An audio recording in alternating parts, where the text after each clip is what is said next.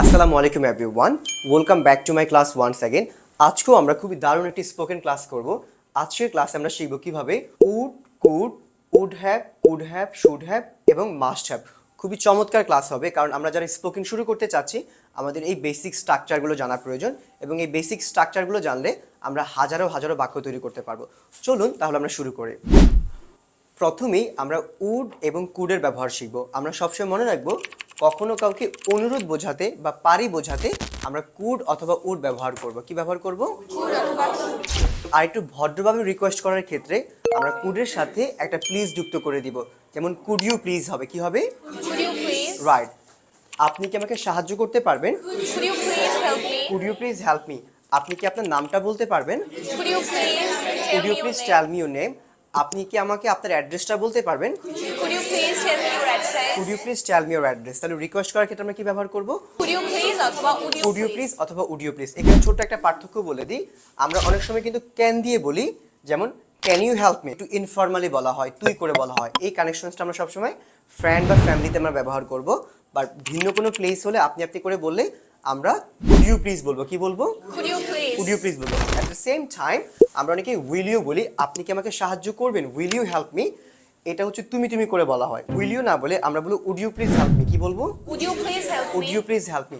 আপনি কি আমাকে সাবস্ক্রাইব করবেন? তাহলে কি হবে? Would you please subscribe me. এখন আপনারা যারা দেখছেন আমাকে সবাই would you please and could you please দিয়ে 5টা সেন্টেন্স কমেন্টে লিখে জানাবেন। সেকেন্ড, আমরা যে স্ট্রাকচারটা শিখবো, আমরা কিভাবে উড হ্যাভ অথবা কুড হ্যাভ ব্যবহার করব। উড হ্যাভ বা কুড হ্যাভ আমরা কোনো কিছু করতে পারতেন বোঝাতে ব্যবহার করব। যেমন আপনি ঘরটি পরিষ্কার করতে পারতেন। কি হবে? You could have cleaned the room. You could have clean the room. আপনি আমাকে কল করতে পারতেন। You could have called me. You could have called me. আপনি আমার সাথে কথা বলতে পারতেন।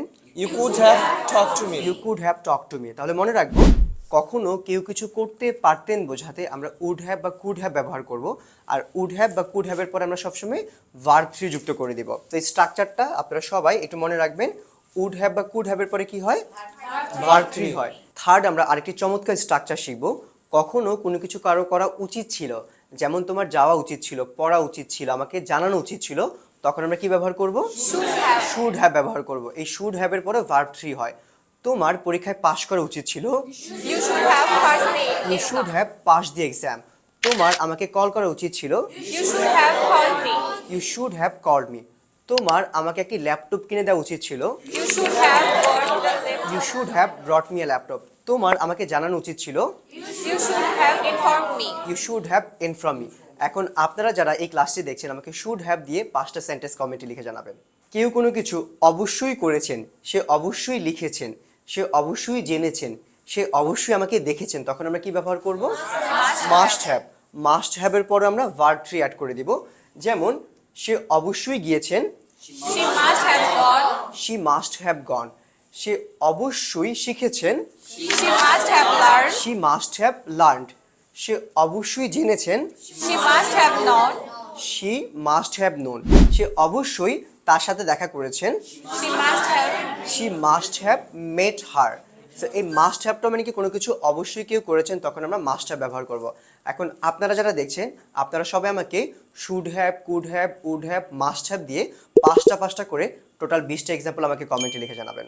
Well, so that's all for today. Thank you for watching this video. I hope এই ক্লাসটা খুবই ইম্পর্টেন্ট। যারা বেসিক লার্নার্স রয়েছেন আপনারা অবশ্যই এই ক্লাসে যে সেন্টেন্সগুলো শিখেছেন এগুলো বাসায় বারবার প্র্যাকটিস করবেন, and you also can write me some comments. So that's all for today. I will see you again. আসসালামু আলাইকুম সবাইকে।